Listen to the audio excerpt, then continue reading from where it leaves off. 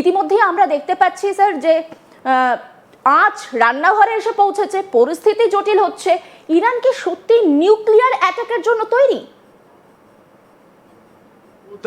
খুবই গভীর আপনি বিষয়টা আজকে তুলেছেন। আপনি এই নিউক্লিয়ার কথাটা বেশি লোক কেউ বলেন না। আপনি কত সুন্দরভাবে বললেন যে আমেরিকায় এই সংঘর্ষ স্টার্ট করার আগে যেটা 4টে পয়েন্ট দিয়েছিল, ওর মধ্যে সব থেকে সেরা ছিল যে ইরানকে আমরা নিউক্লিয়ার হতে দেব না।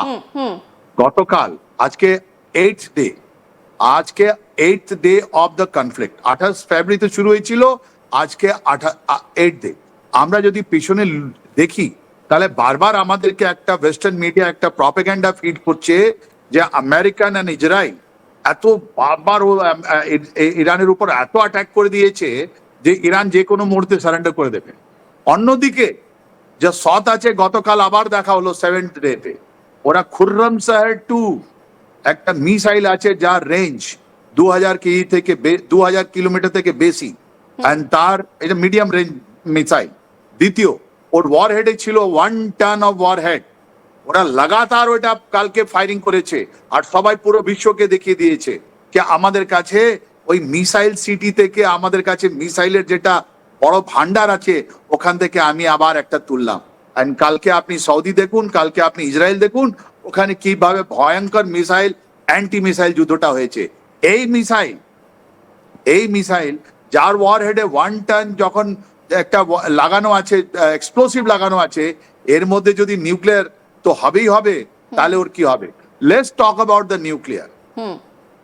ইরানের যেটা নিউক্লিয়ার প্রোগ্রাম আছে, আপনার জেনে আশ্চর্য হবে, 1960-তে এন্ড 1970-তে আইজেনহোভার, আমেরিকান যিনি প্রেসিডেন্ট ছিলেন, আমেরিকান প্রেসিডেন্ট আইজেনহোভার ইরানকে বলল অ্যাটম ফর পিস, আমি তোমার জন্য একটা নিউক্লিয়ার প্লান্ট এখানে বসাচ্ছি। আর তেহরান ইউনিভার্সিটিতে প্রথম যেটা আপনার নিউক্লিয়ার প্লান্টটা বসলো, এটা আমেরিকা দিল, ওর সঙ্গে ইউরেনিয়াম দিল। আর ওখানে ছিলেন কে? রাজা পেহলভি ছিলেন, রাইট? উনি আমেরিকাকে সবকিছু বিক্রি করে দিয়েছিলেন, ইরানের পয়সা টয়সা সব তেল ফেল সব বিক্রি করে দিয়েছিলেন, উনি শুধু একমাত্র রাজা ছিলেন। তো রাজা পেহলভি আর আমেরিকানরা ওখানে ইরানের মাটিতে প্রথম আপনার একটা নিউক্লিয়ার। তাহলে আজকে 2026-এ এরকম কেন হয়ে গেল? তারপর আপনি দেখবেন এই 1970s পর 1979-এ যখন ওখানে ইসলামিক রেভলিউশন হলো, ওখানে যারা খুমেনি এসেছিলেন, দুজন খুমেনি যিনি এখন মারা গেলেন, উনি 1970-তে যিনি এসেছিলেন আয়াতুল্লাহ খোমেনি, উনি বললেন না, আমি নিউক্লিয়ার জিনিস আমরা মানি না।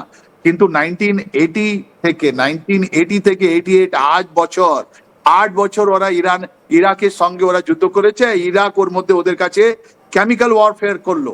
তখন ইরান বললো না, আমরা এখন আবার নিউক্লিয়ার বানাবো।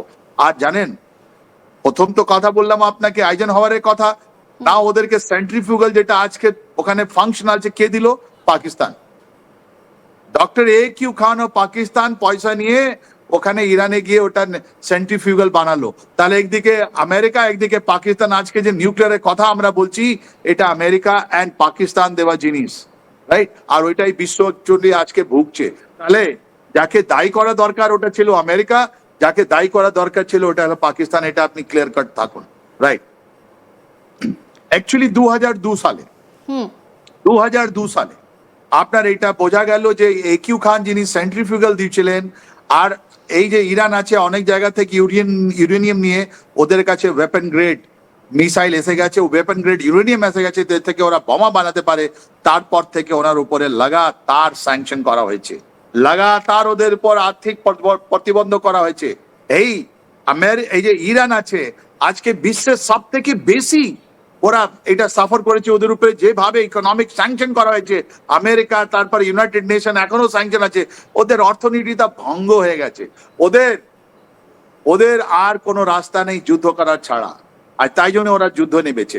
তাই জন্য ওরা এতগুলো যে আপনি বলছেন না, যতগুলো সন্ত্রাসবাদী সংগঠন, যেটা সেকেন্ড পয়েন্ট, যার মধ্যে আছে আপনার হিজবুল্লাহ, যার মধ্যে আছে আপনার সিরিয়া, ইরাক, তারপরে হাউতি, তারপরে হামাস। কেন করলো এরা করলো বিকজ ওদের উপর ইকোনমিক স্যাংশন ছিল। ওরা বলছে আমাদেরকে পিন পয়েন্ট করা হয়েছে। আর স্যাংশন কে লাগালো? আমেরিকা। প্রথম স্যাংশন লেগেছিল 1979-এ। আমেরিকা বললো তুমি আমাদের আমেরিকান এম্বাসিতে তুমি আমাদের মানুষগুলোকে হস্টেজ বানিয়েছো, তাই জন্য আমি স্যাংশন করছি।